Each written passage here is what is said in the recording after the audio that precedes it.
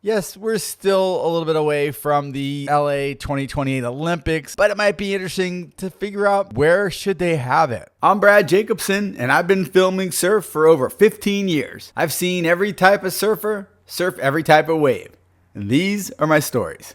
It's going to be hard to top the 2024 Olympics there in Tahiti. So here's a couple spots that have been thrown around for the 2028 Olympics. Okay, right off the bat, you have Lowers, right? It's one of the most popular surf spots in the world. Is it Tahiti? No, but it is typically one of the best waves in Southern California, and surfers could easily attend the opening and closing ceremonies. And they could stay at the UCLA Olympic Village. Pro surfer Shane Dorian says that he thinks it should definitely be held at Trestles if they can get the permit.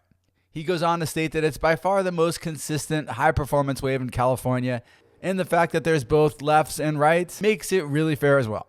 He also goes on to say that he thinks it would be good to see it at Lowers. He says he thinks it's the most high-quality wave in the area to showcase the full repertoire of surfing. Pro surfer Luke Egan also mentions being on the second half of July. I definitely think the 2028 Olympics for surfing in LA should be held at Lower Trestles.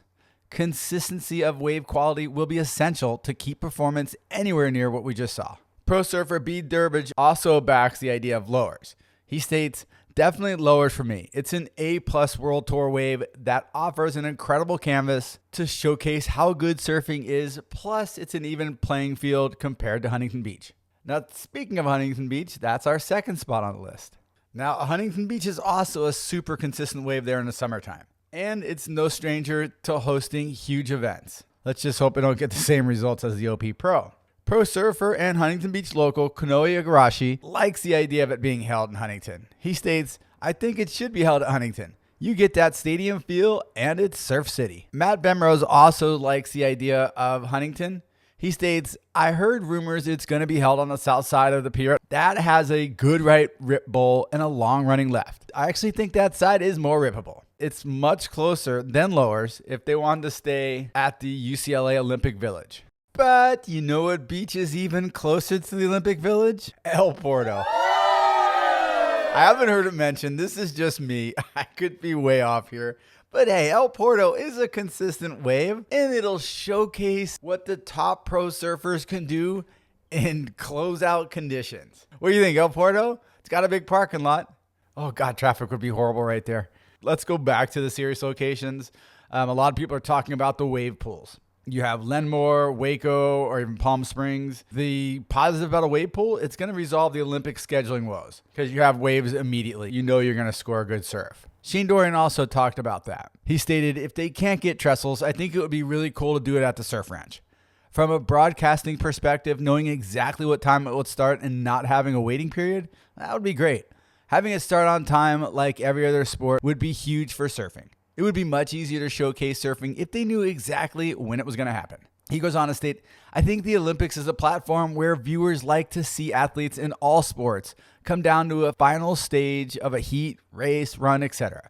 And they have to perform to secure the medal for their country. Pro surfer Glenn Micro Hall also makes a good point by saying, for new viewers, I can see how that could be maybe more entertaining for the Olympics platform. Pure surf fans like myself will always love watching heats in the ocean and understand that Mother Nature is the ultimate challenge in the sport, and that's why we love watching it. Now, Kelly Slater waved in as well on the wave pool, stating, after seeing both Olympics, I think it's a very different event to World Tour surfing. I think it should be held in a wave pool with a very specific outline format to display compulsory maneuvers and entire rides as a combination. It takes the luck out of it, and we saw a lot of luck in Tahiti with slow wave heats. It also is easier for the average person to understand. Hear me out on this one, but what about Malibu? I haven't really heard it mentioned a lot. It's not a very top to bottom wave, but the rides are incredibly long and it's a natural wave instead of man-made. So it's got that on its side and it's Malibu. I think the average Joe who maybe doesn't watch surfing or doesn't know much about surfing, they see Malibu, they might turn on and watch just because Malibu is so well known. So I think maybe adding Malibu into the equation would be great. It would be even more entertaining is if you allowed the normal crowd to be there in the middle of it. So you have the top surfers in the world trying to maneuver around hundreds of surfers in the water. That could be more entertaining than anything else.